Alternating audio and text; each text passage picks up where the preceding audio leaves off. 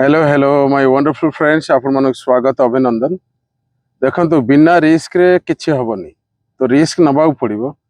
एमिति भावतुन जे 200 पोस्ट अच्छे 400 पोस्ट अच्छी एथिरे कौन सिलेक्शन हम सेमती किछि नाही। गोटे पोस्ट आमर दरकार तेणु सीरीयसनेस आसला माने जो पिला सीरीयस और सिनसियर अच्छा देखो प्रतिभा सिलेक्शन से नहीं जाऊन ना ना तेणु जेपर्यंत आपण रिस्क नहीं जो सीरीयसनेस आसनी एक्टिवनेस आसनी प्रोएक्टिव होना ताहले से हवाटा मुस्किल।